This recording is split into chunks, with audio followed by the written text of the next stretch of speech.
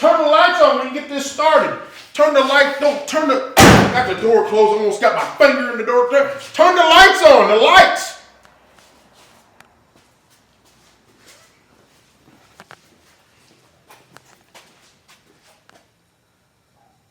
Okay, I'll find the light switch.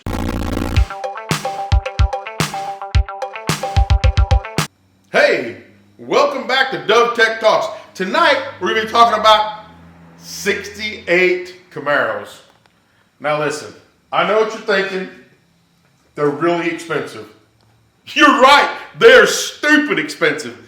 One of these cars in this condition right here, just like the one we're doing tonight, this car would probably still sell for about 10 grand, somewhere around there. It's stupid money. So listen, if you're thinking about a 68 Camaro, they are out there completely put together for $10,000 or $12,000, and then they're gonna need some work still. So you can go out and get one of these cars and make it yours, do what you wanna do with it. Like I always say, make the car yours, don't make it anybody else's. These cars go all the way up to $150,000 if they've got a lot of work done to them. Now, me personally, I don't like what they do to them. What they do to them is they take the small block Chevy out that was original to the car and they put an LS3 in it or an LS motor of some kind. I don't like that whole thing. I think they should keep the original small block in the car. It's just more fun that way. It's more fun to work on. It's not so updated. You don't want to be too updated. You're buying a 68 for God's sakes. Keep it a 68. I mean, does that even make sense? Hello, McFly. Good Lord. So it was September 29th, 1966. Chevrolet brought out the first gen Camaro, the first Camaro ever, for the 67 model year. The car was $2,400. I know, you can't touch a set of tires and wheels for $2,400 for one of these cars now. It's crazy. This was a really weird time in the automotive arena because Ford was competing with Chevy, Chevy was competing with Chrysler, Chrysler was whooping their tail with the horsepower they had, but Chevy was coming in with a smaller, lighter car. This one, they said this wasn't to rival the Mustang, but I got my doubts about that. They said the Corvette was to rival the Mustang. But the Corvette really never had a whole ton of power. It was just supposed to be fun. And that changed later on, but then the Camaro came out and it had all kinds of options in 68. But there's some downfalls to the 68s. And let me tell you why. If you're going to buy a 68 Camaro and you're like, oh look, it's an RS, or it's an SS, or it's an RS SS. Here's the downside to that. You can't really tell by the VIN number if these things are RSs or SSs. There is some little ways you can tell, like there'll be side marker lights underneath the body line in the front. That was only in 68 when that started, because 67, the NTSB did not require side marker lights on any car. So another thing they did is they got rid of the vent windows in 68 from 67 because they had this new cowl. It's kind of raised up a little bit here. Looks kind of cool. They did some different things inside there, and now they have astro ventilation. They had vents in the car on the sides and the back and in the front, and you could turn the vent on and it would pull cool air in, nice clean air from the front of the car over the cowl here into the car, and you'd get a nice breeze in the car without having the wing windows. The wing windows, they were cool. I like them, but it took away from some of the styling of the car. So they got rid of those with the astro ventilation in 68, which was a very cool option. Now, if we go around to the other part of this car, the back side of it, and look down into the car, the other thing that there was some stuff that the RSs had that the base model didn't have. Now, if you have a VIN number and you look it up by the cowl up there, and if it said, let's see, I think it's K, the fifth digit is a K, that was a base model 350. Now it could have been an RS or an SS. If it had the letter U in the fifth, That was a big block car. But it doesn't tell you the story about the RS. The RS part of the car was a like a pretty package. It had the stripes, it had the different lights, it did stuff like that. It was not part of, they didn't make just an RS car. It was a trim level. Chevy did that a lot in 68. They also did that with the 68 Chevelle. And like an SS Chevelle, you could have bought a four-door Chevelle and made it an SS in 68. So they did some weird stuff. That's why you got to be careful with these cars. They can be cloned very easy because there's not a lot of paperwork that comes with the car and the VIN number that tells you. Unless you've got a build sheet, it's very hard to tell. Even for people like us, and we do this all the time, it's real hard to tell. So we look for telltale signs in the car's history, where it came from, scratches and dents on the car, paint jobs on the car, wheels and tire combos, things like that will give us a hint as to what we're dealing with. So on the other thing they did is they split the reverse lights and put them under the bumper on the RSs. So the RSs have the reverse lights under the bumper instead of up in the bumper or on top of the bumper, wherever the heck they put them before. Now, this one's in here getting a little bit of work. It's getting some blower motor work done. Somebody, and now this is what you're going to run into a lot of when you buy a $10,000 beater that you're going to have to do a lot of work to. And let me tell you something, people. If you're not good with your tools, do not buy this car because it will cost you a fortune to get it done. If you're not good with your tools, digital voltometer and stuff like that, and you ain't got a place to put this car for a very long time, it's going to cost you a boatload of money to get this car fixed. Now, this one's here for a little blower motor work. Like I said, they took this car, and you're going to run into this a lot.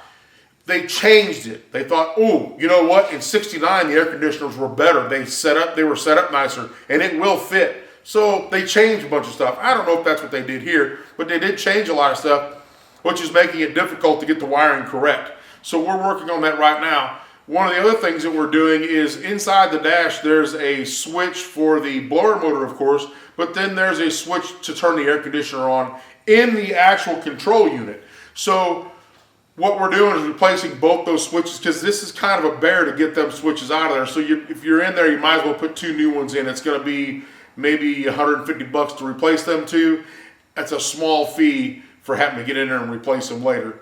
Now, some of the things that they had problems with on these cars was the rear end hopped real bad in them.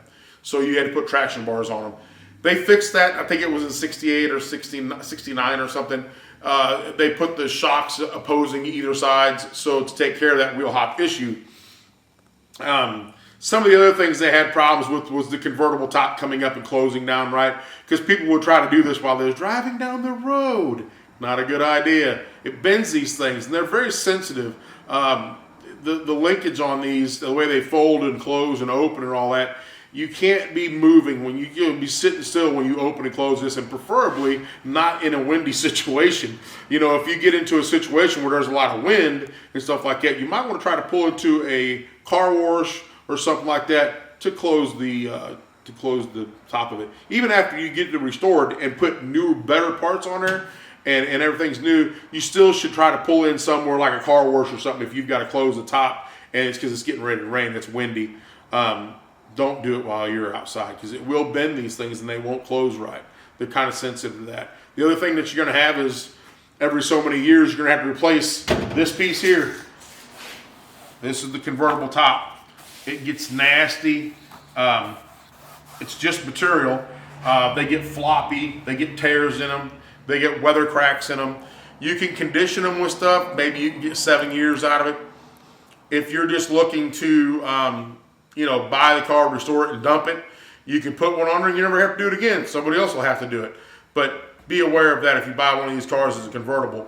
Also with the convertibles, it's not a real good idea to put a ton of horsepower in these cars. As you can see, there's no top. So that leaves this is the only support you got for this car to keep it rigid. A lot of horsepower in these cars will twist these cars around. They didn't like a lot of horsepower in the convertibles.